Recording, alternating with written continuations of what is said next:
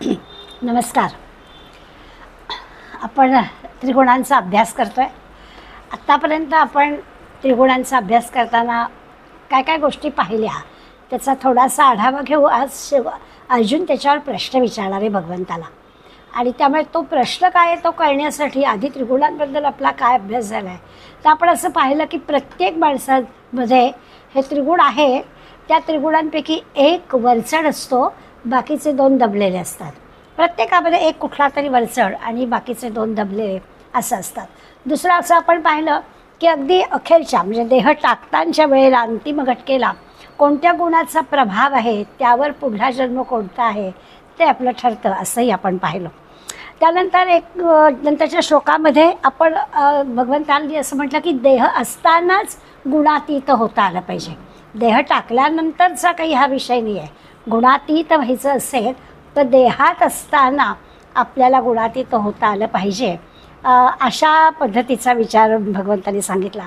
आणि मग आपण गुणातीत होण्याच्या काही परीक्षा आपल्याला तरी आपण घ्यायच्या की आपण गुणातीत होतो आहे म्हणजे काय होतं आहे. तर एखाद्या वस्तूविषयी किंवा व्यक्तीविषयी आपण काही दुराग्रही असतो का, आपण परीक्षा घ्यायची की मला असंच लागतं, मला असंच हवं आहे, हे काही मला आवडत नाही, असं जे की आपलं असतं ते दिवसेंदिवस थोडं थोडं कमी होत आहे का, सगळं छान चालायला लागलं आहे का, जे जसं आहे तसं आपण ॲक्सेप्ट करतो आहे का, ही आपण परीक्षा करून बघायचं आहे. असं असणं, असंच असायला हवं असं असणं स्वाभाविक आहे. परंतु तरीसुद्धा आपल्याला जर गुणातीत व्हायचं असेल तर आपल्याला हळूहळू आपली ही काही प्रगती होते का, अशी परीक्षा आपल्याला घ्यायला सांगितले होते. दुसरं असं की मला आवडतं आहे तेच मी कर्म करेन असं नाही. तर जे कर्म आपल्या वाट्याला आलेलं आहे ते भगवंतांनी आपल्याला करायला दिलेलं आहे असं समजून अतिशय प्रामाणिकपणानं प्रयत्नपूर्वक संपूर्ण त्याच्यात लक्ष घालून ते कर्म करणं आपल्याला जमतं का आपण आता आलाय आपल्या डोक्यावर तो करूया कसं तरी असं करतो आहे. ही पण आपल्याला आपली परीक्षा भगवंतांनी घ्यायला सांगितलेली आहे. आणि तिसरं आणखीन एक मोजमाप आपल्याला करायचं आहे ह्या त्रिगुणांचं, म्हणजे आपल्या गुणातीत व्हायचं आहे, देह असताना गुणातीत व्हायचं आहे.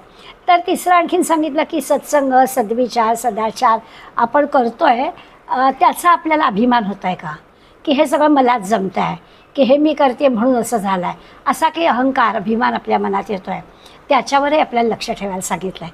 अशा गोष्टी जर आपल्याला जमू शकल्या म्हणजे ह्या त्रिगुणातीत होण्यासाठी, तर मग आपलं सगळं लक्ष जे आहे ते म्हटलं तर स्वरूपावर किंवा ज्याला आत्मज्ञान आपण म्हणतो तिकडे आपली वाटचाल आहे चालू असं म्हणायला हरकत नाही. हे सगळं आपल्याला अगदी जिवंतपणी देहात असताना साधायचं, गुणातीत व्हायचं आहे. आणि त्याला भगवंतांनी असं म्हटलं की अमृतम अश्नुते, असं जर जमलं तर अमृत प्राप्त होतं. म्हणजे आणखीन काही मिळायचं बाकीच राहत नाही. काही म्हणजे ज्या आपल्याला देहाला लागणाऱ्या गरजा आहेत त्याही तृप्त होतात. भूक लागत नाही, तहान लागत नाही, बाकी तर झालंच आपलं, असंच पाहिजे वगैरे काही राहतच नाही. तर अगदी आवश्यक गोष्टी ज्या तहान भुकेच्या आहेत त्याही लागत नाही. लक्ष्मणासारख्याला 14 वर्ष वनवासामध्ये झोप आवश्यकता वाटली नाही. आपल्या पंतप्रधानांसुद्धा आता ते ध्यानासाठी गेलेले आहेत. एवढ्या सगळ्या अनंत गोष्टी डोक्यामध्ये असताना शांतपणानं ध्यानाला बसण्याची किमया साधणं ही फार मोठी गोष्ट आहे. असं करावं असं वाटलं हेच फार मोठं आहे.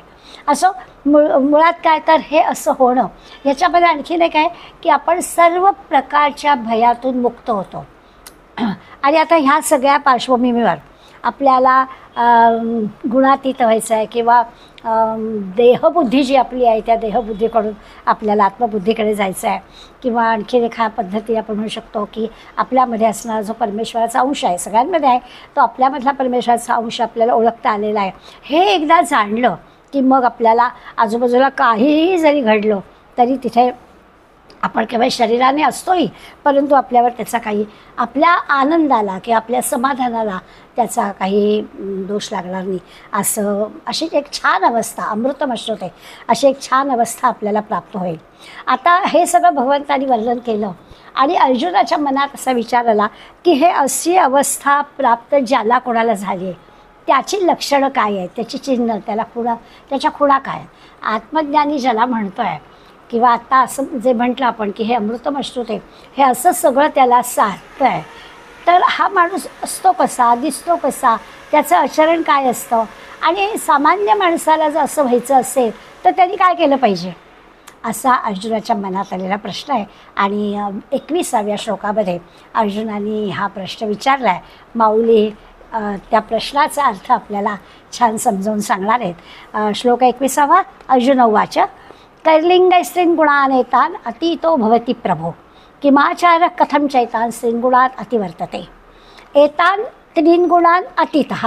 हे जे आधी वर्णन करून झालेले आहेत, या 3 गुणांच्या अतीतः म्हणजे पलीकडे कैही लिंगैही भवती, म्हणजे अशी जी गेलेली मंडळी आहे, कैही लिंगैही अशी माणसं जी गेलेली आहेत त्यांची काय खूण असते, चिन्ह काय असतात, खुणा काय असतात, लक्षणं काय असतात, किम आचार हा त्यांची वागणूक कशी असते, त्यांचं आचरण कसं असतं, कथमच एतान 3 गुणात अतिवर्तते, किंवा ह्या 3 गुणांच्या पलीकडे गेलेले जे आहेत त्यांचं तो कसा जातो. म्हणजे जर का सामान्य माणसाला असं वाटलं की आपण पण अभ्यासाने असं करूया, तर त्या 3 गुणांच्या पलीकडे तो जातो कसा, अशा 3 प्रश्नांचा विचार एका श्लोकामध्ये अर्जुनाने केला आहे.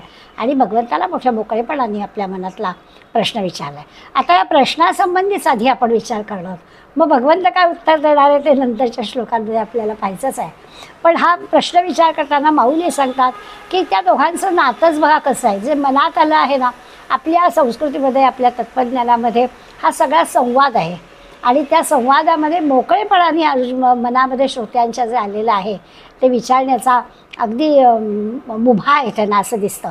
म्हणून पहिल्याच 320व्या ओळीतच माऊली म्हणतात, तेने तोषे वीर पुसे जी कोणी चिन्ही तो दिये जयामाजी बसे ऐसा बोधू. मला हे असं लक्षात घ्यायचं आहे की तोषे म्हणजे खरं तर अर्जुनाला आनंद झाला, एवढं सगळं गुणांचं वर्णन केलं आहे, त्यामुळे सगळं लक्षात आलं आहे. त्यामुळे या आनंदामध्ये हा वीर म्हणजे अर्जुनाने विचारलं, पुसे अर्जुनाने विचारलं, जी कोणी चिन्ही तो दिसे. आणि अशी जी चिन्ह दिसतात, या तू सांगितलेल्या लक्षावरून जी काही लक्षणं दिसतात त्यात कसं ओळखावं, ती कोणती चिन्ह आहेत, कोणती लक्षणं आहेत, असा जो बोधवान किंवा गुणातीत आहे असा बोधवान कोणत्या लक्षणावर ओळखावा असं ते विचारतात. आता देवाचं सगळं भाषण ऐकलं, भगवंताचं 3 गुणावरचं आपणही सगळ्यांनी ऐकलं, आणि ते सगळं ऐकून अर्जुनाचा आनंद झालाच, प्रश्नच नाही. पण नुसता आनंद होऊन उपयोग नाही, त्याला जिज्ञासा निर्माण झाली. म्हणून माऊली म्हणतात की तो तोषे आनंदला, पण त्याच्या मनामध्ये प्रश्न निर्माण झाला की देहात आहे, आत्मसाक्षात्कार पण झाला आहे, तर तो दिसत कसा असेल, तो वागत कसा असेल, त्याची चिन्ह खुणा काय आहे, त्याचं काहीतरी वेगळेपण आपल्याला दिसेल का, असा प्रश्न किंवा अशी जिज्ञासा अर्जुनाच्या मनात निर्माण झाली की तो राहत कसा असेल, तो बोलत कसा असेल, तो वागत कसा असेल इत्यादी विषयी आपल्याला जरा कल्पना यावी म्हणून अर्जुन भगवंताला विचारतोय. तो निर्गुण काय आचरे कैसे निगुण निस्तरे हे सांगी जो माहेरी कृपेचे. भगवंता एक छानपैकी माझ्यावर कृपा कर, मला तर आनंद झालाच आहे, प्रश्नच नाही आहे. परंतु हा जो कोणी निर्गुणाचं ओळख पटलेला आहे, देहातीत गुणातीत आत्मज्ञानी असा जो आहे, हा वागतो कसा, काय आचरे किंवा कैसे निगुणे निस्तरे, किंवा त्याला तो जिवंत आहे त्यामुळे त्याला पण त्रिगुण आहेतच ना, मग त्रिगुणातून तो त्याचं निवारण कसं करतो. आपण पाहिलं आहे की कुठला तरी एक गुण भोवतालच्या परिस्थितीमध्ये एखादा गुण वर येतो, जो ज्याचा स्वभाव असेल त्याप्रमाणे, आणि मग तो काय करतो अशा वेळेला, तो सगळ्या गुणांना कसं काय काबूत ठेवतो, कैसे निगुण निस्तरे म्हणजे निवारण करतो. तर या गुणांचं त्याच्याही जवळ 3 गुण आहेत, आणि मग त्याचं जे काही संतुलन बिघडत असेल किंवा जे काही प्रमाण असेल त्यावेळेला तो त्या गुणांचं निवारण कसं करतो, हे सांगे जो माहेरे कृपेचे. मग तू काय कर, हे सगळं मला जरा सांग, काय नेमकं तो करत असेल याविषयीची मला कल्पना यावी म्हणून अर्जुन भगवंताजवळ ही मागणी करतो आहे. नेमकं त्याला जिज्ञासेने ह्या प्रश्नांची उत्तरं भगवंतांनी द्यावीत असं प्रामाणिकपणे. या अर्जुन या प्रश्नात तो षडगुणांचा राजा परिहासा करणा बोलत असे. इतकं अर्जुनावरती प्रेम आहे भगवंताचं की अर्जुनाने काही इच्छा व्यक्त करावी आणि भगवंताने ती पूर्ण करावी. त्यामुळे लगेच म्हटलं या अर्जुनाच्या प्रश्नाला अगदी ताबडतोब तो षडगुणांचा राणा, तो जो षडगुणैश्वर्य आहे, राजाच आहे, सगळा संपन्न आहे गुणैश्वर्य, अशा भगवंतानी आकरणा जे सांगितलं ते ऐका, बोलत तू असे उत्तर दिलं आणि ते तुम्ही ऐका. कसं उत्तर दिलं, परी हा असा शब्द वापरला आहे, म्हणजे अत्यंत समाधान होईल असं उत्तर दिलं. म्हणजे अर्जुनाने विचारलेल्या प्रश्नाला या ऐश्वर्ययुक्त अशा भगवंतानी इतकं छान उत्तर दिलं आहे की त्याचं समाधान झालेलं आहे. स्वाभाविकच तुमचं आमचं पण समाधान व्हावं यासाठी माऊली आपल्याला काही दृष्टांत देऊन हे सांगणार आहे. आता जेव्हा अशा प्रकारची आपला श्रोता म्हणा किंवा इथे तर आपला शिष्य म्हणा, जेव्हा जिज्ञासेने काही प्रश्न विचारतो तर तिला प्रश्न विचारण्याची एक हे असते की कोण प्रश्न विचारतोय. प्रश्न विचारणाऱ्या माणसाने असा भोंगळपणाने काही प्रश्न विचारले नसतो. त्याच्या मागे त्याचा विचार करण्यापूर्वी त्यांनी विचार केलेला असतो. काही विसंगत काहीतरी खिल्ली उडवावी वक्त्याची म्हणून प्रश्न विचारलेला नसतो. अगदी विचारपूर्वक त्याच्याबद्दलचं असा साधक बाधक ज्याला म्हणतो असा विचार करून त्यांनी हा प्रश्न विचारलेला असतो. आणि म्हणून माऊलींनी मुद्दाम की असा अर्जुनाला तोषे आनंद झाला आणि तरी देखील तो विचारतो आहे. आपल्या तत्त्वज्ञानामध्ये ही एक फार मोठी महत्त्वाची गोष्ट आहे की एक तर आपलं सगळं तत्त्वज्ञान संवादातून, उपनिषद असू दे, गीता असू दे, आपला दासबोध असू दे, ह्या सगळ्यांमध्ये संवाद आहे गुरु शिष्यांचा. आणि त्यामुळे असं नाही आहे की मी सांगतो ते ऐक, असं काही सांगितलेलं नाही आहे. त्यांनी शंका विचाराव्यात, त्यांनी उत्तरं द्यावीत, अशा पद्धतीने त्या शिष्याचं छानपैकी समाधान होईल अशा प्रकारची चर्चा करून आपलं तत्त्वज्ञान आपल्यापर्यंत पोचलं आहे. त्यामुळे शिष्यांना प्रश्न विचारायला, त्यांच्या मनात आलेल्या संशयाचं निराकरण करायला अगदी मुभा आहे. आपली परंपराच ते सांगते. आणि असं सगळं छान स्पष्ट करून त्या शिष्याच्या मनातल्या सगळ्या शंकांना दूर करायचं. अगदी जो काही देहधारी सद्गुरू मिळाला तर चांगलंच, तर तोही ते करतो. पण समजा अगदी देहधारी नाही पण संतांच्या साहित्याच्या सहाय्याने जरी म्हटलं तरी देखील त्या शिष्याच्या शंकांचं निरसन होण्यासाठी त्यांनी विविध पद्धतीनं समजावून दिलेलं आपल्याला दिसतं. एका अर्थाने ह्या शिष्यांची पण जिज्ञासा, सद्गुरूंची त्या जिज्ञासाला दिलेलं उत्तर म्हणजे त्यांची सहनशीलता, ह्या सगळ्या गोष्टी आपण लक्षात घेतल्या तर हा गोड आहे गुरु शिष्यांचा संवाद. आणि त्यामुळे अनेक ठिकाणी आपल्याला दिसतं की त्यांनी अत्यंत हुशारीने विचारलेल्या सगळ्या शंका आहेत. आता आपण 14व्या अध्यायापर्यंत आलो आहे. कितीतरी ठिकाणी अर्जुनाने किती बारकाईनं प्रश्न विचारलेला आहे की खरोखरच तुम्ही म्हणता ते बरोबर आहे की हे कराय होईल असं, पण नाही हो मला जमणार, मन चंचल आहे, मग चंचल मनाला कसं स्थिर करायचं, असं एकातून एक अर्जुनाचे प्रश्न आणि त्याला भगवंतांनी दिलेली उत्तर आत्तापर्यंत अनेक वेळा आपण अर्जुन उवाच भगवान उवाच असं पाहिलं. त्यामुळे ही एक चांगली गोष्ट आपल्या तत्वात दिसते.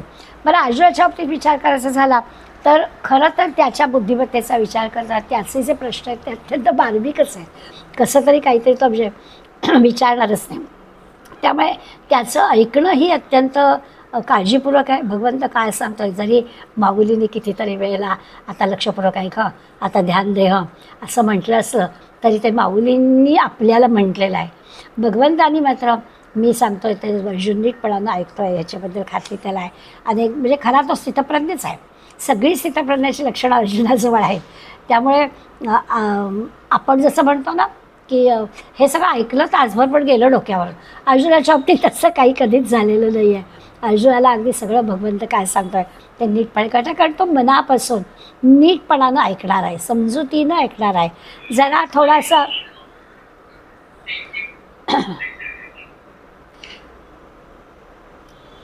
थोडंसं असं टाईमपास म्हणून काही तो हे सगळं करत नाही आहे. त्यामुळे समजा असं कळलेलं नाही तरी तो भगवंताला त्या सगळ्या गोष्टी इतक्या जिज्ञासेनं बारकाईने विचारतात. त्यामुळे माऊलींनी ह्याला प्राधान्य दिलं आहे. वरदानंद भारतीने या श्लोकामधल्या हा जो मुद्दा आहे की जिज्ञासा असणारा शिष्य कसं मनापासून ऐकतो आणि त्याला आलेल्या शंका आहेत त्या दूर करायला ह्या संतांना किंवा आपल्या सद्गुरूंना कसा आनंद होतो आणि त्यांची शंका ते दूर करतात. तर त्यांनी एक उदाहरण दिलं की त्यांची एका ठिकाणी कीर्तनं चालू होती चातुर्मासामध्ये आणि पंढरपूरला, आणि त्या कीर्तनाला चांगले बरीच लोक जाणकार येऊन बसायचे. पंढरपूरसारखं गाव आणि तिथे असणाऱ्या वारकरी संप्रदायातल्या वरदानंद भारतींचं कीर्तन स्वाभाविक आहे. एक तिथे एक रोजच्या ठरलेल्या जागी एक माणूस येऊन बसायचा, अगदी ठरलेली जागा ठरलेल्या वेळी आणि मनापासून सगळं कीर्तन ऐकायचं. पण लोकांकडून वरदानंद भारतींना असं कळलं की तो पूर्णपणानं बहिरा आहे. तो बोललेला आपल्याला कळतं पण आपण काय बोलतोय ते त्याला अजिबात ऐकायला येत नाही. आपल्याला पाटीवरती लिहून द्यावं लागतं तर त्याला ते कळतं. यांना आश्चर्य वाटलं की असं कसं होईल, त्याला जर काहीच ऐकायला तर रोज कशासाठी तो येऊन इथे बसत असेल. 2, 4, 8 दिवस झाले. चतुर्मासामध्ये 4 महिने कीर्तनं चालायची होते. त्यामुळे वरदानंद भारतींना सगळ्या लोकांशी परिचय पण झालेला होता.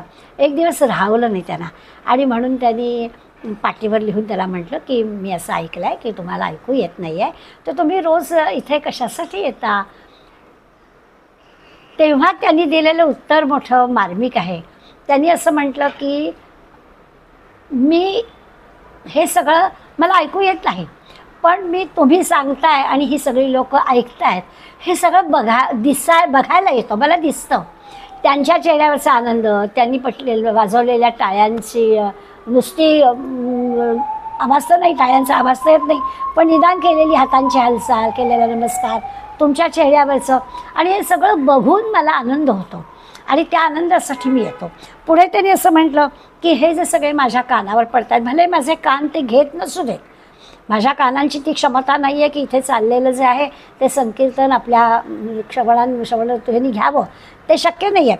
पण तरीसुद्धा तिथे ती स्पंदनं पडत आहेत, ते आवाज तुमचे माझ्या कानावर पडत आहेत आणि मग असं ती स्पंदनं जी आहेत ते माझं कल्याण केल्याखेरीज राहणार नाहीत याची मला खात्री आहे. आणि म्हणून मी इथे येतो. संतांची वाणी आहे, संतांची वाणी ही मंत्राची वाणी असते. त्यामुळे माऊली काय म्हणतात, तुकाराम काय म्हणतात, समर्थ काय म्हणतात, असं जे तुम्ही सगळं बोलता ना, आता मला त्यातले शब्द नसू देत कळत, पण हेच तुम्ही बोलत असणार मला खात्री आहे. तो जे काय त्याला बोलता येत होतं आणि आपल्याला ऐकायला येत होतं, त्यामुळे तो अगदी भरभरून सांगत होता. आणि त्या सांगण्यावर लक्षात आलं की कीर्तन प्रवचनाद्वारे त्याच्या कानावर पडणाऱ्या ज्या काही गोष्टी आहेत तरी तो अगदी कृतार्थ होत होता. भले त्याला काही कळत नसलं तरी तो प्रामाणिकपणानं त्याच्या जागी येत होता. काहीतरी मागच्या जन्मी केलेल्या गोष्टीमुळे या जन्मी मला या श्रवणांदिरांनी संप पुकारला नाही ऐकू येत आहे, म्हणून मी या जन्मात बहिरा झालेलो आहे. पण आता मी असं काहीतरी करेन इतकी पवित्र संतांची वाणी माझ्या कानावर पडते आहे, तर मला पुढल्या जन्मामध्ये नक्कीच हे सगळं श्रवण करायचा अधिकार मिळेल, अशा प्रकारची एक खात्री त्याच्या मनात होती. तो प्रसंग वरदानंदांनी या श्लोकाचं निरूपण करताना आपल्यासमोर मांडला आहे. अगदी माऊलींना म्हणजे हेच म्हणायचं की हे श्रवण नीट करणं. कितीतरी वेळा असं माऊली आपल्या सगळ्यात आता अवधान ऐकले दिजे, अवधान दिजे, लक्ष देऊन ऐका. आता हे लक्ष देऊन ऐका आहे किंवा सावधपणे ऐका आहे, ह्याचा अर्थ काय आहे, तर ऐकणारा श्रोता, इथे तर काही प्रश्नच नाही, इथे श्रोता अर्जुन आहे. त्यामुळे वक्ता काय बोलतो आहे ते त्याला बरोबर समजत आहे. त्याला काही असं नाही आहे की वक्त्याचं बोलणं कळत नाही आहे, जरा परत सांगावं तुम्ही काय सांगितलं ते, असं अर्जुन कधीच भगवंताला म्हणत नाही आहे. त्यामुळे वक्त्याला सुद्धा ना अर्जुनासारखा श्रोता मिळाला की आणखीन स्फुरण येत आहे आणि म्हणून तो आणखीन सांगतो आहे. आपलं बोललेलं समजत नसेल तर मग काही वक्ता आनंदी होत नाही ना, पण इथे तसं नाही आहे. श्रोता ज्या जिज्ञासेने प्रश्न विचारतो आहे त्या अर्थी वक्त्याला आणखीन स्फुरण येत आहे आणि वक्ता भगवंतासारखा आणखीन काही सांगतो आहे किंवा माऊलींसारखा सुद्धा वक्ता निराळी आणखीन दृष्टांत देऊन आपल्याला पटवून देत आहेत. ज्ञानेश्वरीमध्ये जसं अनेक ठिकाणी अर्जुनाने प्रश्न विचारलेले आहेत, त्याला असं कधी कधी वाटतं अर्जुनाला की आपण फारच बोललो, पुष्कळच आपण बोललो. खरं इतकं भगवंताशी इतकी सलगी देणं आणि इतकं बोलणं काही बरोबर नाही आहे. त्यामुळे अर्जुनाला बोलल्यानंतर भगवंत अर्जुना म्हणजे माऊली सगळं सांगतात. भगवंत अर्जुनाला म्हणतो की नाही, असं नाही, तू परिससी, तू कसं तू विचारतोस आणि तू विचारल्यानंतर तुला जे सांगतो ते तू अनुकरण करतोस, तसं आचरण करतोस. मग असे जे श्रोते आहेत ना ते वक्त्याला आवडतात की प्रत्यक्ष एकतर नीटपणे ऐकायचं, ऐकल्यानंतर काही शंका असली ते विचारायची, ती शंका निरसन झाली की मग त्याप्रमाणे त्याचं आचरण ठेवायचं. असं करणारी जी मंडळी ती स्वाभाविक असते. म्हणतात तर तुला आता मी कशाला बोललो किंवा मी एवढं कशाला बोललो, मी एवढे का प्रश्न विचारले, असं वाटण्याचं काही कारण नाही आहे. कारण हे जे अर्जुनासारखं जे ऐकणं आहे ना ते काही नुसत्या या कानाने ऐकण्यासारखं नाही आहे. तर हे कसं आहे की खरोखर जसं जसं आपल्याला कळलं आहे तसं तसं आपल्या आचरणात आलं पाहिजे. किंवा आपल्याकडे आपण नेहमी मुलं आताशी आपलं ऐकत नाहीत, तर म्हणजे आताशी ऐकत नाहीत म्हणजे काय, तर ते की ऐकणं म्हणजे फक्त कानावरनी ऐकणं असं नाही आहे, तर तसं ते वागत नाहीत. अरे इतक्या रात्री उशीर करू नकोस असं आपण म्हटलं, मुलं ऐकत नाहीत. किंवा अरे लहान मुलं असतात हल्ली. कालच मी तरुण मुलींच्या आयांचे संवाद ऐकला की काय हल्ली जे वेगवेगळ्या प्रकारचे ते वेफर्सची पाकिटं मिळतात ना, तर म्हणे मुलांना ते इतके ॲडिक्ट झाले त्याची की ते पाकिट फोड की सगळं त्यांनीच खायचं असतं म्हणे. तर हे नको असं करू रे असं सांगितलं तर ऐकत नाही. तर ते जे ऐकणं आहे ते वेगळं आहे ना, ते आचरणाचं ऐकणं आहे. ते कानाने ऐकलेलं असतं त्यांनी की हे एवढं खाऊ नको किंवा हे खाणं चांगलं नाही, हे ऐकले शब्द ऐकलेले असतात, पण तसं ते वागत नाही. इथे दोन्ही दृष्टीने अर्जुनाला करायचं आहे की ऐकलं आहे पण आणि आचरण पण तसं केलेलं आहे. यामुळे भगवंताला अर्जुनासारखा जो श्रोता आहे ना तो अत्यंत आवडतो आहे. तो जिज्ञासून प्रश्न विचारतो आहे. असा प्रश्न विचारणारा श्रोता असल्यामुळे सांगणाऱ्याला पण आनंद झाला, ऐकणाऱ्यालाही आनंद झाला आहे. आणि खरंच म्हणजे कधी कधी असं वाटतं की त्या संतांच्या वेळेला ती म्हणजे जसं समर्थ होते तेव्हा कल्याण स्वामी हा त्यांचा उत्तम शिष्य. समर्थ जे जसं सांगतायत तसं कल्याण करत होता असं आपल्याला दिसतंय. म्हणजे महाराष्ट्रामध्ये समर्थांच्या काळामध्ये समर्थांना कल्याणासारखा आणि शिवाजी महाराजांसारखा असे शिष्य मिळाले. त्यामुळे त्या सद्गुरूंनी जे जसं सांगितलं तसं तसं आचरण त्यांनी केलं असं आपल्याला लक्षात येईल. अर्थात संत मंडळींनी एवढ्या गोष्टी केल्या तरी देखील 750 वर्ष यवनांचं राज्य आपल्यावर होतं. पण या संत मंडळींच्यामुळे आपला धर्म, आपली संस्कृती, ग्रंथ हे टिकून राहिले. इतकं परकीयांची आक्रमण एका पाठोपाठ येऊनसुद्धा आपला धर्म टिकून राहिला याचं कारण संतांची आणि या सत्शिष्यांची कामगिरी आहे. जे संत सांगतायत तसं शिष्यांचं आचरण आहे. त्या योग्यतेचा शिष्य त्यांना मिळाला आहे म्हणून हे घडलं. आजही आपल्याला असं दिसतं की ज्ञानेश्वरी, गीता, दासबोध गाथा हे सगळं आपल्याला उपलब्ध आहे. मराठी भाषा पण आपल्याला येते आहे. परंतु सांगणारा आणि ऐकणारा हे लागतं. आणि एकदा सोनोपंत दांडेकर एकांच्या घरी गेले होते आणि जसं आजच माझी एक मैत्रीण म्हणाली, अगो रविवारी आपल्याला एक ऑडिओ टाकायचा असतो ना. मग मी आता कोकणात गेले होते आणि अनेक घरी गेले. मग जिथे जिथे रविवारी त्यांनी मी फोन करून विचारायचे, दासबोध आहे ना तुमच्याकडे, म्हणजे मला रविवारी ऑडिओ टाकायचा आहे म्हणून. तर हे जसं आपण विचारतो तसं सोनोपंत दांडेकर एकांच्या घरी गेले. त्यांचा रोजचा ज्ञानेश्वरी वाचनाचा नेम होता म्हणून त्यांनी विचारलं, तुमच्याकडे ज्ञानेश्वरी आहे ना? तर ते म्हणाले, हो आहे ना. मग कुठं आहे? तर देवाच्या पूजेत. रोज त्या ज्ञानेश्वरीला आपलं गंधफूल वाहणे एवढ्यापुरताच ज्ञानेश्वरीचा. आता आपल्या लक्षात असेल की हे जे सगळं एवढं वर्णन करून का सांगायचं आहे, तर सद्गुरू सत्शिष्याची जिज्ञासेने प्रश्न विचारले, त्याचं उत्तर आहे त्याच्या आचरणाचा विचार आहे. हे असं गंधफूल वाहण्यासाठीचे ग्रंथ नाही आहे.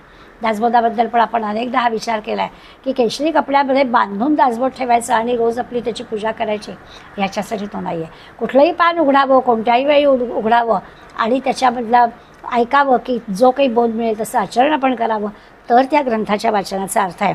त्यामुळे ऐकणारा अर्जुन, सांगणारा भगवंत, ग्रंथाचं म्हणजे नुसतं नाही तर ते आचरण करणारा अर्जुन, असं सगळं आहे. त्यामुळे आता ही गुणातीताची लक्षणं कोणती असा जो अर्जुनाचा प्रश्न आहे त्याच्यासाठी मी हे सगळं आपल्याला सांगितलं. कारण जे काही भगवंत सांगणार आहे ते सगळं आचरण अर्जुन करणार आहे. आणि तुमच्या आमच्यावर पण आता ही हळूच जबाबदारी आलेली आहे की आपल्याला माऊलीच समजावून सांगणार आहे, तर आपल्याला तेही आचरण करायला हवं आहे. तर ते पुढे असं म्हणतात की शरीरधारी असणाऱ्यांबद्दल बोलायचं आहे. आपल्याला तर शरीरधारी असणाऱ्याला कसं जमतं हा अर्जुनाचा प्रश्न आहे. शरीर असेपर्यंत त्रिगुण आहेतच आणि त्रिगुण हे असे कमी जास्ती प्रमाण असतंच. असं असताना हे त्याला कसं जमतं हा अगदी मार्मिक प्रश्न अर्जुनाने विचारला आहे आणि त्याचा विचार आपल्याला करायचा आहे. तरी भगवंतानी त्याला थोडंसं म्हटलंच आहे की तुझा जो प्रश्न आहे ना त्या प्रश्नामध्ये थोडीशी कशी पार्था विसंगती आहे बघ. कशी विसंगती आहे? 323वी ओळी बघा. म्हणे पार्था तुझी नवाई, हे येतुलेची पुससी काही, ते नामची तया पायी सत्य लटिके. माऊलींनी त्याच्या प्रश्नांमधली बरोबर गोम ओळखली. म्हणाले की भगवंत अर्जुना असं म्हणतो, अर्जुना तुझ्या प्रश्नाचं मला नवाई म्हणजे नवल वाटलं. तू जे विचारलं की देहातच असताना कसं काय ह्या त्रिगुणांना तो हे करू शकतो, असा जो प्रश्न विचारला त्याचं मला आश्चर्य वाटलं. थोडा तुझा प्रश्न कसा आहे तर चमत्कारिक आहे प्रश्न. का असं आहे, असं तू का विचारतोयस? तो भगवंत म्हणतोय की जे अरे सत्यच आहे ना, ते सत्य हे लटिक आहे असं का तू म्हणतोयस? हे जमणार नाही, हे कसं शक्य आहे? जे जिवंत असताना त्रिगुण आहेतच, तर त्या त्रिगुणांच्या अतीत होणं कसं शक्य आहे असं तू का म्हणतोस? जी गोष्ट सत्य आहे त्याला तू लटकं का म्हणतोस? गुणातीत जया नावे तो गुणाधीन तरी नव्हे. ज्याला गुणातीत व्हायचं आहे तो गुणाधीन कसा राहील? ना होय तरी नागवे गुणायया. अगदी सहज सांगून टाकलं की गुणातीत म्हटलं आहे ना, म्हणजे गुणांच्या पलीकडे ना, म्हणजे तो गुणाधीन नसणारच. मग तुला कशाला त्या सत्याच्या ठिकाणी लटकं वाटतंय? किंवा गुणाधीन जरी वाटला, समजा गुणांच्या अधीन आहे तरी तो तसा गुणांच्या तावडीत सापडत नाही बरं, म्हणजे त्या गुणांमुळे त्याचं आचरण बदलत नाही बरं. असं खरं म्हणजे ही महत्त्वाची गोष्ट भगवंताला अर्जुनाला सांगायचे की वाटेल तुला की तो देहधारी आहे, त्यामुळे स्वाभाविकच त्याच्याजवळ ते त्रिगुण आहेत. पण असं जरी असलं, गुण त्याच्याजवळ असले त्रिगुण, तरी देखील तो गुणांच्या तावडीत सापडत नाही. सुखामध्ये हुरळून जात नाही, दुःखामध्ये होरपळून जात नाही, त्याच्या दैनंदिन जी दिनचर्या आहे त्याच्यात तो परिणाम करून घेत नाही. अशा पद्धतीनं त्याचं आचरण असतं. हे खरं म्हणजे देवाला सांगायचं आहे. आता हे देवाचं जे बोलणं आहे ना, किंवा देवाला जे नेमकं मर्म सांगायचं आहे ना, ते आपल्याला समजणं थोडं कठीण आहे. पण देवाला असं म्हणायचं की एकदा आत्मसाक्षात्कारी म्हटलं ना की मग तो आत्मसाक्षात्कारी याचा अर्थ गुणातीत आहेच. त्यामुळे वेगळं काही विचारायचं कारण नाही. गुणातीत म्हटलं की त्याच्या आचरणाबद्दल प्रश्न पडायचंच कारण नाही आहे. गुणातीत जो झाला आहे तो या गुणांच्यामध्ये रमणारच नाही. मुळे त्या कुठल्याही गुणाचा त्याच्यावरती काही परिणाम होणार नाही. जिवंत आहे तो तरीसुद्धा. आता याचा अर्थच असा आहे की त्याचं जे देहाच्या ठिकाणी तुमचं आमचं जे ममत्व असतं ना, तसं ते नाही आहे, म्हणून त्याला हे जमणार आहे.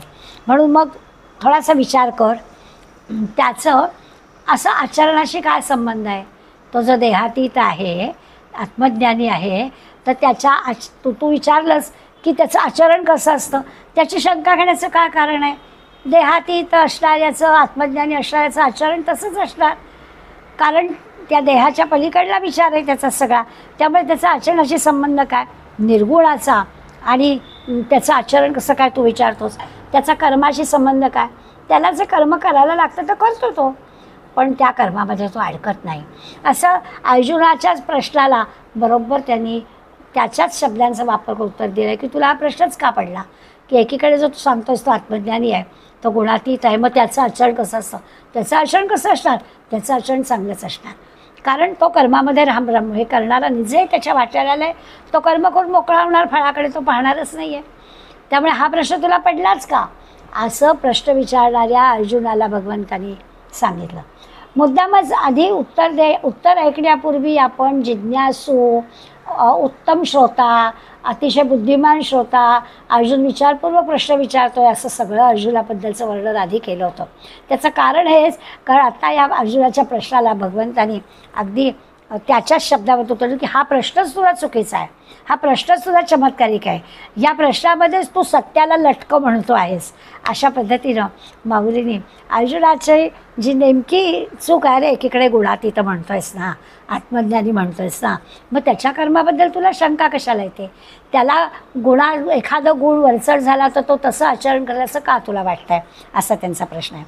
म्हणजे कुठलंही कर्म जे आहे, व्यावहारिक असू दे, धार्मिक असू दे, ते गुणांचं कार्य असतं ना, त्याप्रमाणे ते काम करतं ना. जो गुण प्रभावी असतो तसं तसं त्याचं त्या व्यक्तीचं कर्म घडतं ना. म्हणून अर्जुनाच्या मनात हा प्रश्न स्वाभाविकच आहे. त्यामुळे अर्जुन असं विचारतो. पण आता गुणातीत जो आहे, त्या गुणातीत असण्याचं वागणं हे वेगळं कसं असणार? त्याचं आचरण वेगळं कसं असणार? तो गुणातीत आहे म्हणजे ज्ञानावस्थेतच आहे, आणि ज्ञानावस्थेत असणाऱ्या आत्मज्ञानी माणसाच्याकडलं त्याला कर्म करावं लागत नाही, त्याच्याकडून कर्म घडतं. त्या कर्माचं नंतर काय फलप्राप्त होईल त्याच्याकडे त्याचं काही लक्ष नाही. तो करतो असं नाही, त्याचं घडतं. भगवंतच त्याच्याकडून ते सगळं करून घेतो. म्हणून तर तिथे आपण शब्द वापरतो नैष्कर्म्य. तो काही करत नाही आहे, त्याच्याजवळ कुठल्याही प्रकारचा कर्तृत्व भाव नाही आहे, मी केला असा विचारसुद्धा त्याच्या मनात नाही आहे. असा तो असल्यावर तुझा हा प्रश्नच चुकीचा आहे. तो असं कसं विचारतोस? ज्याला आत्मज्ञान झालेलं आहे, जो गुणातीत झालेला आहे, तो कसा काय त्या कर्मात अडकेल? परी आधी नका नागवे हेची कैसेनी जाणावे, गुणाची ये रवरवे माझी असता. आता ते म्हणत आहेत की तो त्या गुणांच्या तावडीत सापडत नाही असं म्हटलंच. हा जो गुणातीत पुरुष आहे तो गुणांच्या तावडीत नाही आहे. पण समजा असं झालं तर तावडीत सापडतच नाही. हे पण समजा गुणांची रवरवे, त्या रवरवे म्हणजे हालचाल होणं, तर गुणांच्या अधीन आहे की नाही हे ओळखायचं कसं? आपण आता सांगितलं की असं होणारच नाही, तो गुण त्या कर्मात अडकत नाही, तो गुणातीत आहे. पण तो गुणांच्या अधीन आहे का नाही हे कळायचं कसं? मग जर संदेह वाटला, हा संदेह जरी वाटसी तरी सुखे पुसो लागसे, परिसा आता तयासी रूप करू. आता हा तुझा जर संदेह असेल, तुझ्या मनात जर शंका असेल, एकंदर तुझ्या प्रश्नाचा आशय आहे, तर तुला हा ठीक आहे, तू विचार, खुशाल विचार, आणि मग मी काय सांगतो ते नीट ऐक. आता मी एवढं सगळं सांगून सुद्धा तुझ्या मनात हा संशय असेल की खरंच जर तो गुणांच्या अधीन असला तर कसं ओळखायचं त्याला? देहात आहे त्यामुळे गुण आहेतच. आपण म्हणतो आहोत की तो कर्मात अडकत नाही आहे, तो त्याच्याकडून कर्म होत नाही आहे, कर्म घडतं, कर्माच्या फलात तो अडकत नाही आहे, आत्मज्ञानी आहे, सगळं सगळं बरोबर आहे. पण तरी तुझ्या मनात शंका जर असेल की त्या गुणांच्या अधीन आहे की नाही, तर हे ओळखायचं कसं? म्हणून मग लगेच त्याचा हा संदेह जरी वाटसी तरी सुखे पुसोला असे. ठीक आहे, तुझ्या मनात शंका आहे ना, विचार, खुशाल विचार, आणि परिस आता तयासी रूप करू. आणि मग आता मी काय सांगतोय ते मात्र नीट ऐक बरं का. तुझ्या प्रश्नांचा रोख मला कळला की एवढं सगळं असून गुणातीत आहे पण देहात आहे ना, आणि त्यामुळे तुलाही शंका आहे, तर त्याचं उत्तर देतो.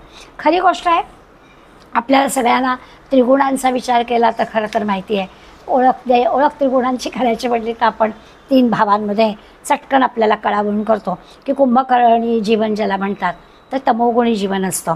रावणाची जी वृत्ती आहे ती रजोगुणी वृत्ती आहे, आणि जी वृत्ती आहे ती सत्वगुणी आहे. आणि या तिघांच्याही पलीकडे आत्मारामवृत्ती ज्याला म्हणतो ती ज्ञानमय आहे. असं आपल्याला कळायला 3 भावांचे 3 गुण, आणि त्याच्याही पलीकडे आपल्याला जायचं आहे. आणि सत्व मात्र धरून राहायचं आहे. सत्व धरून राहिलं तरीही त्याच्या पलीकडे जायचंच आहे. रामकृष्णांनी एक दृष्टांत दिला होता, पूर्वी एकदा सांगून झाला आहे, आपलं जाता जाता त्याची पुन्हा एकदा उजळणी करते. की त्यांनी एक प्रसंग दिला होता की पूर्वी जसं पायी जावं लागायचं सगळीकडे, तसा एक वाटसरू जंगलाच्या या गावातून त्या गावात चालला होता. आणि वाटेमध्ये त्याला 3 चोरांनी गाठला, आणि त्याच्याजवळ जे काही होतं नव्हतं ते, तसं काही फार होतं असं नाही, गरीबच होता, पण जे होतं नव्हतं ते घेऊन टाकलं. आणि त्या तिघांपैकी एक जण म्हणाला आपण ह्याला मारून टाकूया. दुसरा म्हणाला की अरे काय त्याच्याचं होतं ते आपण घेऊन टाकलं आहे, मारायचं कशाला, काही नको, राहू दे त्याला, आपण मारूया नको, त्याच्या ह्यानी तो पाहिजे तर परत जंगलातून उठून गावाकडे जाईल, त्याच्याजवळ ज्या काही गोष्टी होत्या त्या आपण घेऊन टाकल्या, मारायचं काही कारण नाही, असं दुसरा म्हणाला. तिसरा म्हणाला की जंगलात आहे तो, तर जंगलाच्या बाहेर त्याच्या गावाकडल्या रस्त्याला मी त्याला लावून देतो आणि मग तो त्याचं बघेल. असं तिघांची 3 मतं पडली. आता ही जी रामकृष्ण आपल्याला सांगतात की तिघं जे आहेत ना ते सत्वरजतम आहेत. जो मारून टाकतो म्हणाला ना तो तमोगुणी आहे की त्याला मारून टाकूया. रजोगुणी म्हणाला कशाला, त्याचं तो बघेल, राहून दे त्याला, आपण त्याच्याजवळच्या चीजवस्तू घेऊन टाकलेत, त्यामुळे रजोगुणांनी त्याला असा सोडून दिला. आणि जो सत्वगुणी होता ना तो म्हणाला मी जंगलाच्या वाटेपासून तुझ्या जंगल जिथे संपतं तिथपर्यंत तुला नेतो, पुढे तुझं तू बघ. आणि मग सत्वगुणाच्याही पलीकडे जो होता त्याला त्याच्या घरी जायचं आहे, त्याच्या गावात जायचं आहे, घरी जायचं आहे, जे झालं ते झालं, पुन्हा आपल्या बायका मुलांच्यात जायचं आहे, हे जे पुढला त्याचा सगळा प्रवास आहे तो त्याचा त्यांनी करायचा आहे. असं हे रामकृष्ण म्हणतात की तिन्हींच्या पलीकडे जायला हवं. सत्वगुण झाला तरी तो एका वेशीपर्यंतच आपल्याला नेणार आहे, वेशीच्या पलीकडे आपल्याला जायचं आहे, हे लक्षात आलं पाहिजे. आणि हे सगळं अर्जुनासाठी ते सांगतात की हे सगळं देह असताना, देह आहे म्हणून ते असं 3ही गुण मर्यादित स्वरूपात आहेत, मग आपल्याला लक्षात येईल. दुसरं असं त्यांनी उदाहरणासाठी म्हणून आपल्याला घेतलं की हा जो शरीर आहे म्हणून मर्यादित स्वरूपात 3ही गुण त्याच्याजवळ असतील आहे. आता त्याला गुणातीत व्हायचं आहे, मग तो काय करतो तर आवश्यकतेपुरती भूक असते, आवश्यकतेपुरती झोप असते. गुणातीत जो आहे ना त्याच्याबद्दल झाला, आत्मज्ञानी जो आहे ना आणि देहात आहे. संतांची चरित्र आपण वाचली तर संतांच्या चरित्रात आपल्याला गोष्टी अनेक कळतात. आता आपण वेगळ्या पद्धतीने विचार करतोय की देहात असणारा आणि त्याच्या खुणा काय आहेत, तो जर आत्मज्ञानी आहे आणि गुणातीत तो आहे, त्याचं काय आहे तर त्याची भूक आहे, त्याची तहान आहे, त्याची झोप आहे. ह्या ज्या देहाच्या दृष्टीनं आवश्यक असणाऱ्या गोष्टी आहेत त्या सगळ्या त्याच्या सीमित स्वरूपात, मर्यादित स्वरूपात असतात, आवश्यकतेपुरत्या असतात. आणि मग त्याची सगळी कर्मसुद्धा ज्ञानाकडे वळलेली असतात. ज्ञानाची आवड असते त्याला, भक्तीची आवड असते त्याला, सत्कर्म करण्याची आवड असते त्याला, सदाचाराची नीतिमत्तेची आवड असते त्याला, आणि कुठेही त्याला स्वार्थ नसतो, कुठलाही अहंकार नसतो. मी हे सगळं वर्णन वाचते ना, काय बाकी सगळं राजकारण काही असून द्या, पण खरंच सारखे मोदी डोळ्यासमोर येतात. काय त्या माणसाला आहे, स्वतःचा प्रपंच नसल्यामुळे कुठेही त्याचा स्वार्थ नाही आहे, कुठेही अहंकार नाही आहे. जे काही आत्ता करायचं होतं ते केलं, आणि खरीच सत्कर्माची, सदाचाराची, नीतिमत्तेची आवड असल्यामुळे, एकांताची आवड असल्यामुळे हा गुणातीत माणूस कन्याकुमारीला ध्यानासाठी गेलासुद्धा. एवढं सगळं गेले काही महिने जे काही चाललेलं आहे त्या सगळ्यांमध्ये देहधारी असणारा, पण सगळी कर्म भगवंताची म्हणून करणारा, ज्ञानाकडे ज्याची वृत्ती आहे असा, ज्ञानाची भक्तीची आवड असणारा, सत्कर्म सदाचारी असणारा माणूस कसं आचरण करेल हे भगवंत अर्जुनाला सांगतो आहे. आपल्या सगळं डोळ्यासमोर येईल की सगळं कर्तव्य करायचं, आपल्या जबाबदारीची सगळी कामं करायची, आणि मग लगेच लोकांताकडून एकांताकडे जायचं. नामचिंतनामध्ये, ध्यानामध्ये, भगवंताच्या स्मरणामध्ये भगवंताशी जोडलेलं राहायचं. जी काही आहे उदासीन राहायचं. नुसतं असं नाही की मला त्याच्यातून काही मिळवायचं नाही, काही अपेक्षा नाही आहे, कुणाबद्दल उपेक्षा पण नाही आहे, अपेक्षा तर नाहीच आहे, पण कुणाहीबद्दल रागही नाही आहे. असा द्वेष नाही, राग नाही, षड्रिपूंच्या पलीकडे गेलेला हा जो कसा असतो, अणोरणीया महतो महीयान असं त्याचं असतं. खरंच अणुपेक्षा सूक्ष्म आणि आकाशापेक्षा भव्य, आकाशापेक्षा महान असं हे आहे, किंवा अणुसारखं सूक्ष्म आणि तुका आकाश आहे वडा, अशा पद्धतीचं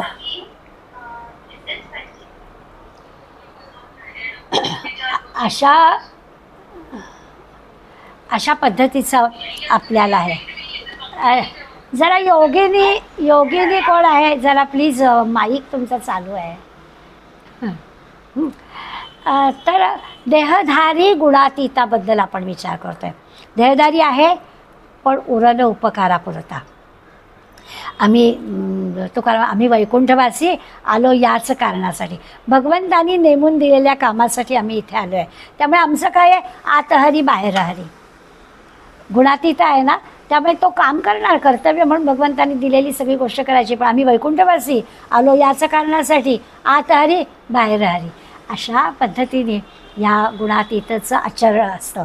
तो कसा असतो, तो आचरण काय करतो हे अर्जुनाने विचारलं आहे, आणि माऊली त्याला उत्तर देत आहे. आपल्यावर उपकार म्हणून हे जे देहधारी संत असतात ना, हे देहधारी संत गुणातीत किंवा देहातीत राहून आपल्याला आदर्श घालून देतात.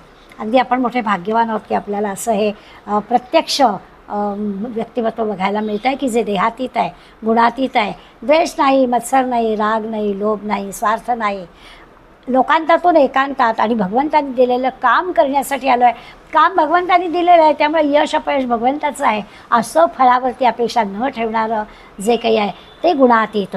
देहात राहून देहातीत, गुणातीत असं वर्णन केलं आहे.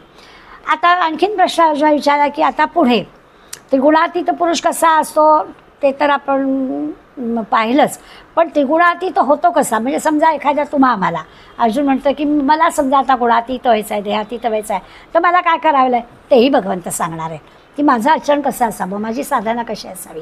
अर्जुनाने तोही प्रश्न विचारलेला आहे ना की त्याला ओळखायचं कसं, त्याचं आचरण कसं असतं हे तर सांगच, पण काय केलं म्हणजे गुणातीत होता येईल असाही अर्जुनाचा प्रश्न आहे. त्यासाठी साधना काय करायची हेही भगवंत आपल्याला सांगणार आहे. जे मिळवायचं आहे त्यासाठी काहीतरी पेरावं लागतं ना, आपल्याला जे मिळवायचं आहे त्याच्यासाठी काहीतरी साधना करावी लागते. गुणातीत व्हायचं आहे तर त्याच्यासाठी आपल्याला योग्य त्या पद्धतीने काहीतरी साधना करायला हवी, तरच मिळणार आहे. जे मिळवायचं त्यासाठीच ते पेरायचं. बरं, थोडं पेरलं तरी खूप मिळतं हे आपल्याला माहिती आहे. आपल्या पृथ्वीने भूमीनेच दिलं आहे की जे काही पेराल त्याच्या कितीतरी 100 पट मी तुम्हाला देईन. तसंच आहे, साधना थोडी केली पण मनापासून केली तर त्याचा नक्कीच फळ मिळणार आहे अशी खात्रीच आहे. पण मग ते जे फळ गुणातीत होण्याचं आपल्याला मिळणार आहे त्यासाठी जे बियाणं वापरायचं आहे, शेतकरी उत्तम बियाणं वापरेल तर उत्तम त्याला फळ मिळेल ना. तर काही ते बियाणासाठी ना शेतकरी लोक काय करतात, काही धान्य राखून ठेवतात. अगदी कितीही जरी वेळ आली तरी त्या धान्याला ते हात लावत नाहीत. ते बियाणं म्हणून त्यांचं धान्य वेगळं काढलेलं असतं, कारण त्या बियाणातून पुढल्या वर्षीची सगळी व्यवस्था होणार असते. त्यामुळे त्या बियाणाला ते हात लावत नाहीत काही झालं तरी. आणि असं जे निवडून ठेवलेलं, बाजूला काढून ठेवलेलं जे बियाणं आहे ते थोडं जरी पेरलं ना तरी त्यातून भरपूर मिळणार असतं. एक पेरलं की 1000 पट मिळणार असतं, वाया जाणार नसतं. ती गुणातीताची लक्षणं ही ज्ञानेश्वर माऊली, तुकाराम, समर्थ या सगळे नाथांसाठी राखून ठेवलेली असली तरी थोडी थोडी आपल्यालाही त्याचं उपयोजन होईल. ते राखून ठेवलेलं बियाणं आहे ते. सगळ्या संतांची चरित्र, संतांचे साहित्य, संतांचे ग्रंथ हे राखून ठेवलेलं बियाणं आहे आणि त्या बियाणाचा आपल्याला उपयोग नक्की होणार आहे असं त्यांना सांगायचं आहे. आता जेवढं साधेल तेवढं साधेल. हे जे बियाणं आपण वापरलं तर थोडं जरी घेतलं तरी त्याच्यातून खूप मिळणार आहे. मुठभर घेतलं की संबंध शेताला पुरणार आहे. प्रयत्न मात्र करावा लागेल, निगराणी करावी लागेल त्या शेताची. बियाणं पेरलं काम झालं असं नाही, तर त्या बियाणाचं पेरून त्याच्यानंतर सगळी त्याची तजवीज करायला लागेल आणि मग हे सगळं साधेल. माऊली म्हणतात मला निवृत्तीनाथांनी निर्माण केलं, बीज माझ्यामध्ये निवृत्तीनाथांनी पेरलं. आता हे आपण खरं मानलं तर निवृत्तीनाथांनी आणखीन 2-4 ज्ञानेश्वर काने केले असा आपल्या मनामध्ये प्रश्न येईल की निवृत्तीनाथांनी हे बीज माऊलींच्यामध्ये आपल्या धाकट्या भावामध्ये रुजवलं आणि त्यांच्याकडून हे काम करून घेतलं. आणखीन 2-4 ज्ञानेश्वर नाही होऊ शकले, निवृत्तीनाथांनी हे नाही काम केलं. आता त्याचं कारण काय आहे? जिथे आपण पेरायचं बियाणं, खत, पाणी, जमीन सगळं चांगलं हवं ना, आणि त्यामुळे सगळीकडे नाही हे बियाणं टाकलेलं उगवत, असं घडतं. त्यामुळे भगवंत ते पण आपल्याला सांगणार आहे की जो साधक ज्ञानी आहे, उत्तम श्रवण करणार आहे. अर्जुनाची निवड का केली भगवंतानी? 5 पांडव होते पण अर्जुनाचीच निवड भगवंतानी केली. त्याचं कारण काय आहे? तर तसं आहे की ते योग्य जमीन असं सगळं लागतं आणि तरच बियाणं तिथे रुजतं. तसं आहे. पुढला म्हणजे आता भगवंत उत्तर देणार ना तेव्हा त्याच्यामध्ये आपल्याला येणार आहे की हे सगळं म्हणजे ज्या ठिकाणी बियाणं लावायचं ती जमीन कशी असायला हवी त्याच्यासाठी आपल्याला पुढल्या श्लोकामध्ये वर्णन होणार आहे. तर तिथे ते आपल्याला सांगणार आहेत की कसं आहे की सत्वगुण जो आहे त्या सत्वगुणाचे लक्षण प्रकाश आहे, किंवा रजोगुणाचं लक्षण जे प्रवृत्ती आहे, किंवा तमोगुणाचं लक्षण जे मोह आहे. या 3ही गोष्टींचा द्वेष तो करत नाही. गुणातीत होणारा, त्याला सत्वामध्ये पण अडकायचं नाही. आपण मग आजच्या प्रसंगात पाहिलं की त्याच्या पलीकडे जायचं आहे ना. त्यामुळे कुणाचा तिरस्कार करायचा प्रश्न नाही, द्वेष करायचा प्रश्न नाही कुणाबद्दल, म्हणजे सत्वाचं सुद्धा त्याच्यात पण अडकायचं नाही असं त्यांनी आपल्याला सांगितलं आहे. आता ते समजा हे उत्पन्नच झाल्या नाहीत म्हणजे या सगळ्या सत्वरजतमामधून येणाऱ्या गोष्टी, तरी देखील त्याच्या मनामध्ये त्याच्या इच्छा पण होत नाहीत. काही मिळालं तरी फार मोठा काही आनंद नाही, काही मिळालं नाही म्हणून काही दुःख नाही. बरं, दुसऱ्या कुणाला मिळालं तरीही काही राग नाही. काय गुणातीत व्हायचं म्हणजे काय काय व्हायचं? तर असा जर विचार केला तर आपल्या लक्षात येतं की अरे त्या माणसाचं वर्तन कसं असतं. आपण नुसतं म्हणतो शुकासारिखे पूर्ण वैराग्य जसे. वैराग्य म्हणजे काय? तो शुक देहातीत होता. देह आहे पण देहासाठी निर्माण केलेले भाव त्याच्याजवळ नाहीत. त्यामुळे आपल्याला समर्थांचं वर्णन करताना त्यांचं वैराग्य कसं तो शुकासारखं असं आपण म्हणतो. आणि भागवतातला प्रसंग पण आपल्याला माहिती आहे, त्याची काही उजळणी करायची आवश्यकता नाही आहे. तर आता आपल्याला पुढल्या श्लोकाचा विचार करताना म्हणजे 22व्या श्लोकाकडे आपण जेव्हा जाऊ तेव्हा आपल्याला या अर्जुनाच्या प्रश्नाला भगवंत उत्तर देणार आहे. आणि उत्तर देताना आपल्याला लक्षात येणार आहे की अरे हे सगळं भूमी तयार पाहिजे, म्हणजे मग आपल्याला देहातीत गुणातीत होण्यासाठी किती तयारी आधी करायला हवी तर आपल्या लक्षात येईल. आणि म्हणून 22व्या श्लोकामधल्या आणि पुढल्या माऊलींच्या सगळ्या ओव्यांमध्ये आपल्याला या सगळ्याची अर्जुनाची, आत्ता आपण फक्त प्रश्नच पाहिले की अर्जुनाला हे प्रश्न का पडले, आणि हे प्रश्न पडताना त्या माऊलींनी अर्जुनाच्या प्रश्नाचं स्पष्टीकरण देताना हे प्रश्न तुला पडलेच का, जर का देहातीत गुणातीत आहे तर हा प्रश्नच चुकीचा आहे असं आपल्याला म्हटलं खरं. पण तरीसुद्धा भगवंतांनी मात्र या प्रश्नाला उत्तर द्यायचं ठरवलं. आणि नंतरच्या 5 श्लोकांमध्ये 6 श्लोकांमध्ये भगवंत आता या 3 प्रश्नांची उत्तरं देणार आहे. पुन्हा एकदा आपण लक्षात घेऊया की तिन्ही गुणांच्या पलीकडे असणारा पुरुषाची लक्षणं म्हणजे चिन्ह कोणती, गुणातीत असणाऱ्याची चिन्ह कोणती, कुणाला म्हणायचं गुणातीत, कसं ओळखायचं, असं त्यांनी प्रश्न विचारला. त्याचं खरं उत्तर आपल्याला अनेकदा देऊन झालं आहे. आता पुन्हा संकलित स्वरूपात एकत्रित स्वरूपात भगवंत आपल्याला देणार आहेत. त्याचं आचरण कसं असतं असं पण विचारलं आहे. म्हणजे एक तर त्याची चिन्ह काय, त्याला कसं ओळखायचं हे कळायला हवं, त्याचं वागणं कसं असतं ते पाहिजे. आणि मग अरे प्रभो अर्जुनाने आणखीन एक अगदी मनातला प्रश्न विचारला की माणूस कोणत्या उपायानं या 3 गुणांच्या पलीकडे जाईल. म्हणजे जो गेलाय त्याची तर लक्षणं चिन्ह सांगच, त्याचं वागणं सांगच, पण असं होण्यासाठी काय काय करायला हवं हे पण सांग. अशा 3 गोष्टींचा विचार आपल्याला करायचा आहे. खरं तर माऊलींनी या प्रश्नाबद्दल दिलेल्या ओव्यांमध्ये उत्तराची झलक आलीच आहे की साधक व्हायला पाहिजे उत्तम साधक झालं तरच गुणातीत होता येईल. उत्तम साधकासाठी मार्ग दाखवणारे सद्गुरू आपल्या समोर आहेत. ते सद्गुरू सांगतील त्यांनी गेलं तसं आचरण केलं तर आपल्याला जाता येईल. त्या माऊलींच्या ओव्यांमधून आपल्याला नेमकं भगवंताला काय सांगायचं आहे ते कळणारच आहे. पण तरीसुद्धा भगवंत मात्र आपल्याला पुन्हा या 3 गुणांचा विचार सांगताना सांगणार आहे की सत्वगुण, रजोगुण किंवा तमोगुण काही जरी असलं तरी तो जो साधक आहे, जो गुणातीत होणारा साधक आहे, तो याचे कशाचेही सुखदुःख मानत नाही, त्याच्यावर तो जाणार आहे. आणि मग त्या गुणांकडे साक्षी रूपाने कसं बघतो. आणि आता म्हटलं तसं की कुठल्याही गोष्टीचा आनंद वाटायचा काही प्रश्न नाही आहे, कुठल्याही गोष्टीचा दुःख नाही, किंवा आपल्याला एखादी गोष्ट मिळाली नाही आणि दुसऱ्याला मिळाली म्हणून पण काही द्वेष नाही, अशा पद्धतीचं त्याचं आचरण असतं. त्यामुळे खरं म्हणजे भगवंत आता पुढल्या 6 श्लोकांमध्ये जे उत्तर देणार आहेत ते आपण ऐकणारच आहोत. पण माऊलींनी आपल्याला थोडीशी जाणीव करून दिली आहे की आता उरलेल्या दिवसांमध्ये आपण उत्तम साधक कसं बनायचं. जे आपल्याला संतांनी सांगितलेलं आहे, प्रत्येकजण निवृत्तींचा ज्ञानेश्वर आणि समर्थांचा कल्याण आणि रामकृष्णांचा नरेंद्र होणं कठीण आहे, पण निदान त्या मार्गाने जाण्याचे प्रयत्न तर आपल्याला करता येतील. आणि मग उत्तम साधक कसं बनायचं तेही माऊलींनी आपल्याला यामध्ये सांगितलं. अशा प्रकारचा विचार आपण याच्यात केला आहे. आपण एकत्रितरित्या भगवंत काय सांगणार आहे ते पाहण्यासाठी आज फक्त प्रश्नांच्या इथेच थांबूया आणि पुढल्या वेळेला भगवंत काय उत्तर देत आहे त्याचा विचार करूया. धन्यवाद.